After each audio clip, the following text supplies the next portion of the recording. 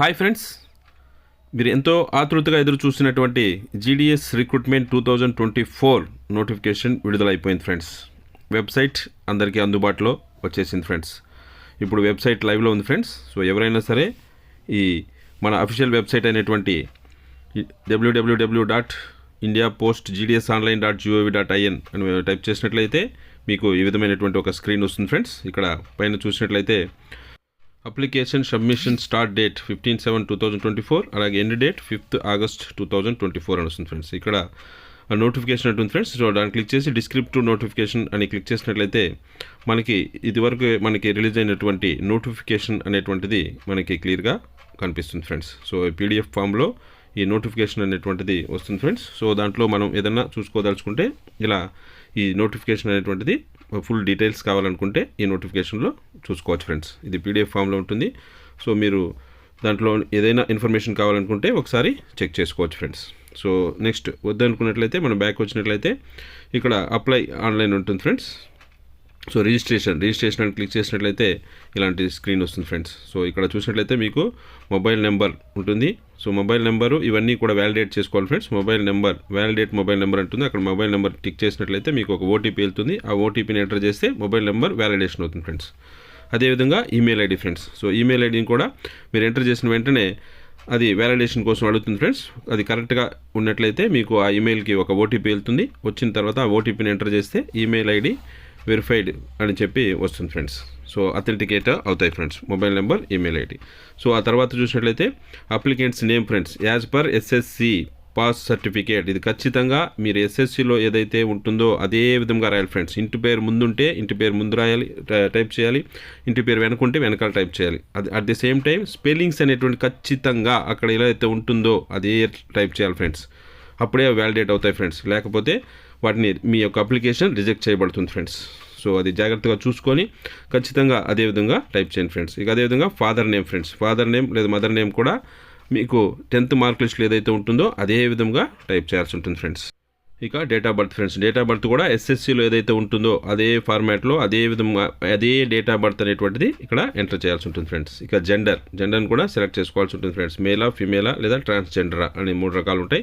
So వాటిలో మీరు ఏదైతే అది సెలెక్ట్ చేసుకోవాల్సి ఉంటుంది ఫ్రెండ్స్. ఇక ఈ కమ్యూనిటీ కూడా మీరు సెలెక్ట్ చేసుకోవచ్చు ఫ్రెండ్స్. ఎస్సీనా, ఓసీనా, ఓబీసీనా, యూఆర్ఆ అనేటువంటిది సెలెక్ట్ చేయాల్సి ఉంటుంది ఫ్రెండ్స్.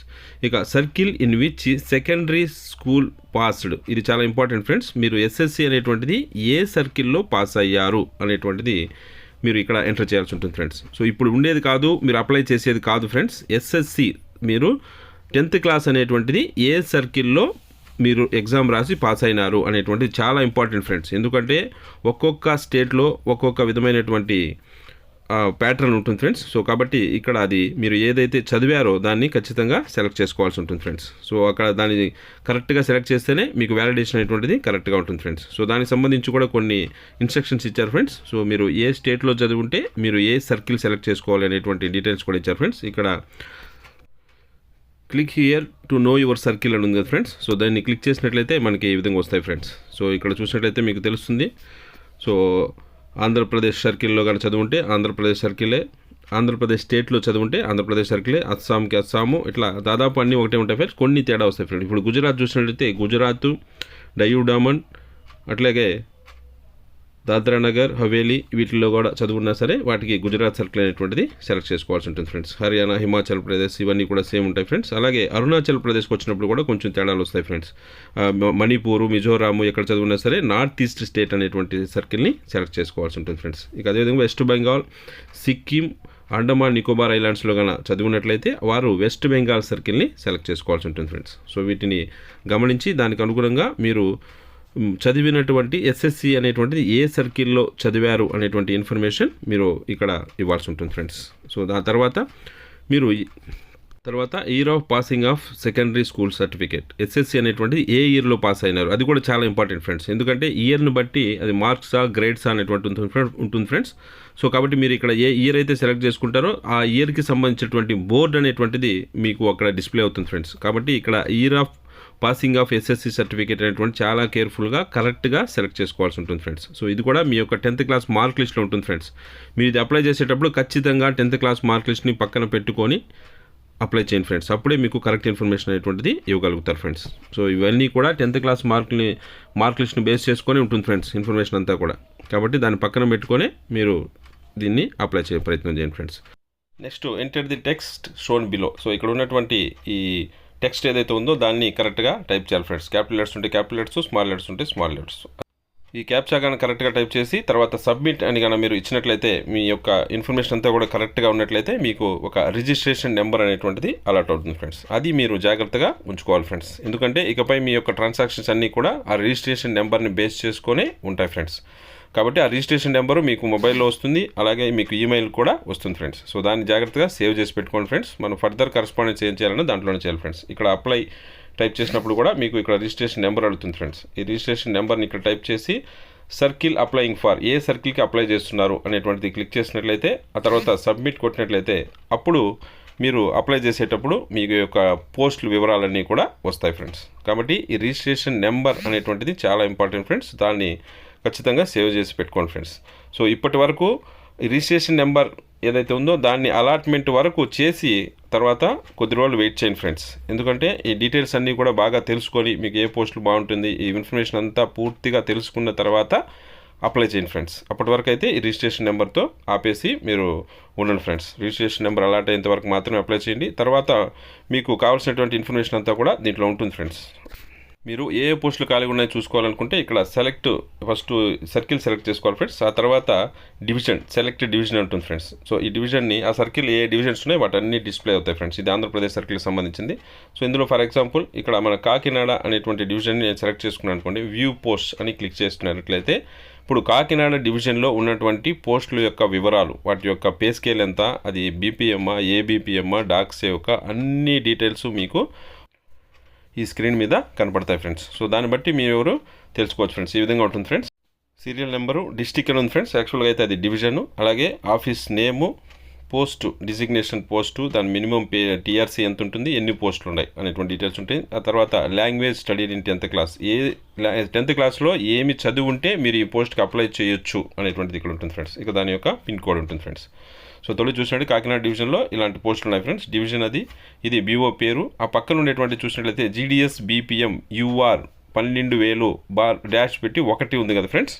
సో దీని అర్థం ఏమిటంటే కాకినాడ డివిజన్లోని చెరుకుంపాలెం బీఓలో జీడిఎస్ బీపీఎం పోస్ట్ ఖాళీగా ఉంది. అది అన్రిజర్వ్డ్ కేటగిరీ. దాని యొక్క పే స్కేల్ 12,000తో స్టార్ట్ అవుతుంది. అది లెవెల్ 1. సో ఒక పే స్కేల్లో 2 లెవెల్స్ ఉంటాయి ఫ్రెండ్స్, లెవెల్ 1, లెవెల్ 2 అని. లెవెల్ 2 అనేటువంటిది ఆ యొక్క పోస్ట్ యొక్క జస్టిఫికేషన్ బట్టి, అంటే దాంట్లో ఉండే వర్క్ లోడ్ని బట్టి జస్టిఫికేషన్ ఉంటుంది. లెవెల్ 1, లెవెల్ 2 అని ఉంటుంది. అయితే లెవెల్ 2 అనేటువంటి ప్రస్తుతానికి మీకు ఏమి ఇవ్వరు ఫ్రెండ్స్. ప్రస్తుతానికి అన్నీ కూడా లెవెల్ 1లోనే ఉంటాయి ఫ్రెండ్స్. లెవెల్ 2 అనేటువంటిది కొంత ఎక్స్పీరియన్స్ వచ్చిన తర్వాత మీ యొక్క బీఓకి వర్క్ లోడ్ ఉంటే 1 year తర్వాత ఒకవేళ లెవెల్ 2 గాన అది ఉంటే మీకు ఆ లెవెల్ 2 స్కేల్ అనేటువంటిది ఇస్తారు ఫ్రెండ్స్. ప్రస్తుతానికైతే అందరికీ కూడా లెవెల్ 1 ఇస్తారు ఫ్రెండ్స్. ఏ బీపీఎం లేదా డాక్ సేవకి అయితే 10,000 బేసిక్ ఉంటుంది. బీపీఎం అయితే కనుక 12,000 బేసిక్ ఉంటుంది ఫ్రెండ్స్. ఈ బేసిక్ పైన డిఏ ఉంటుంది ఫ్రెండ్స్. అది 50% ఉంది ఫ్రెండ్స్ ప్రస్తుతానికి. తర్వాత ప్లస్ అలవెన్సెస్ ఒక 1,000 రూపాయల లోపలే ఉంటాయి ఫ్రెండ్స్. సో ఈ విధంగా పే స్కేల్స్ అన్నీ ఉంటాయి. ప్రక్కన చూసినట్లయితే తెలుగు అని ఉంది కదా ఫ్రెండ్స్. ఇదేంటి అంటే మీరు 10th క్లాస్లో ఏ సబ్జెక్ట్ అయితే లోకల్ లాంగ్వేజ్లో ఉంటే దీనికి అప్లై చేయొచ్చు ఫ్రెండ్స్. అంటే తెలుగు కనుక మీరు 10th క్లాస్లో చదువుంటే ఈ పోస్టులకి మీరు అప్లై చేయొచ్చు ఫ్రెండ్స్. ఇక పక్కన ఉండేటువంటిది పిన్ కోడ్ ఫ్రెండ్స్. ఆ యొక్క బీఓ యొక్క పిన్ కోడ్స్ అనేటువంటి బీఓకి ఉండదు, కన్సర్న్ ఎస్ఓకి ఉంటుంది ఫ్రెండ్స్. సో ఎస్ఓ పేరు కూడా రావాల్సి ఉండింది, కానీ ఈ మధ్య ఎస్ఓ పేరు ఇవ్వట్లేదు ఫ్రెండ్స్. అంటే బ్రాంచ్ పోస్ట్ ఆఫీసులు చిన్న పల్లెలు ఉంటాయి, వాటన్నిటికీ సంబంధించి ఒక పెద్ద ఊరు ఉంటుంది. దాన్ని ఎస్ఓ అంటారు, సబ్ ఆఫీస్ అంటారు. ఆ తర్వాత ఒక 10-20 సబ్ పోస్ట్ ఆఫీసులకు సంబంధించినంత వరకు హెడ్ పోస్ట్ ఆఫీస్ ఒకటి ఉంటుంది ఫ్రెండ్స్. సో ఆ వివరాలన్నీ మళ్ళీ చూద్దాము. సో ప్రస్తుతానికైతే ఇవి ఫ్రెండ్స్ దీని యొక్క డీటెయిల్స్. సో ఈ విధంగా ఉంటుంది ఫ్రెండ్స్. ఇక్కడ చూడండి, GDS ABPM ST category 10,000 basic level 1లో ఉంది. సో అదే విధంగా ఉంటుంది ఫ్రెండ్స్. ఇక్కడ తొండంగి అనే పోస్ట్ ఉంది ఫ్రెండ్స్. ఏబీపీఎం ఈడబ్ల్యూఎస్కి రిజర్వేషన్లో ఉంది, 10,000 బేసిక్ పే లెవెల్ 1లో ఉంది. సో ఇలా ప్రతి ఒక్క పోస్ట్ యొక్క డీటెయిల్స్ ఉంటాయి ఫ్రెండ్స్. వీటన్నిటిని మీరు క్షుణ్ణంగా పరిశీలించి మీరు ఏ పోస్ట్కి అప్లై చేయదలుచుకున్నారో అది నిర్ణయించుకొని ఆ తర్వాత మాత్రమే అప్లై చేయండి ఫ్రెండ్స్. దయచేసి వెంటనే అప్లై చేసేయొద్దు. ఆషామాషిగా అప్లై చేస్తే మీకే ఇబ్బంది అవుతుంది ఫ్రెండ్స్. ఎందుకంటే ప్రిఫరెన్సెస్ ఇవ్వాల్సి ఉంటుంది ఫ్రెండ్స్. ఒక డివిజన్లో ఒక 10 పోస్టులు ఉన్నాయనుకోండి, ఏ పోస్ట్కి ఫస్ట్ ప్రిఫరెన్స్ ఇవ్వాలి, ఏ పోస్ట్కి సెకండ్ ప్రిఫరెన్స్ ఇవ్వాలి అనేటువంటిది ఉంటుంది. సో దాన్ని బట్టి మీ యొక్క సెలక్షన్ ఆధారపడి ఉంటుంది ఫ్రెండ్స్. సో కాబట్టి మీరు అన్ని నిదానంగా ఆలోచించుకొని చేయండి ఫ్రెండ్స్. ప్రస్తుతానికైతే మీరు ఈ రిజిస్ట్రేషన్ వరకు మాత్రమే చేసి ఉంచండి ఫ్రెండ్స్. ఈ లోపల నేను మీకు ప్రతిరోజు కూడా ఒక్కొక్క వీడియో పెడుతూ ఉంటాను. మీ యొక్క డౌట్స్ అన్నీ క్లియర్ఫై చేస్తాను. ఆ తర్వాత మీరు అప్లై చేయొచ్చు. మీకు ఇంకా డౌట్స్ ఉన్నట్లయితే ఇక్కడ హెల్ప్ లైన్లో క్లిక్ చేసినట్లయితే ప్రతి ఒక్క డివిజన్కి సంబంధించినటువంటి ఫోన్ నెంబర్ ఉంటుంది, అలాగే ఈమెయిల్ అడ్రస్ ఉంటుంది ఫ్రెండ్స్. సో వీటిల్లో మీకు ఏమైనా డౌట్స్ ఉన్నట్లయితే ఆ డివిజన్కి ఫోన్ చేసి కనుక్కోవచ్చు ఫ్రెండ్స్. అలాగే ఈమెయిల్ ద్వారా కూడా వాళ్ళకి కరస్పాండెన్స్ చేయొచ్చు ఫ్రెండ్స్. ఇవన్నీ కూడా ల్యాండ్లైన్ నెంబర్స్. మీరు ఫోన్ చేసినట్లయితే మీ యొక్క వివరాలు మీకు ఏం కావాలన్నట్లయితే డౌట్స్ అన్నీ కూడా క్లారిఫై చేస్తారు ఫ్రెండ్స్. సో ఇవన్నీ తెలుసుకొని తర్వాత నిదానంగా అప్లై చేయండి ఫ్రెండ్స్. ప్రస్తుతానికైతే దయచేసి తొందరపడకండి. కేవలం రిజిస్ట్రేషన్ వరకు మాత్రమే చేయండి ఫ్రెండ్స్. సో అది ఫ్రెండ్స్. సో మరొక మంచి అప్డేట్తో మళ్ళీ మీ ముందుకు వస్తాను. అంతవరకు సెలవు.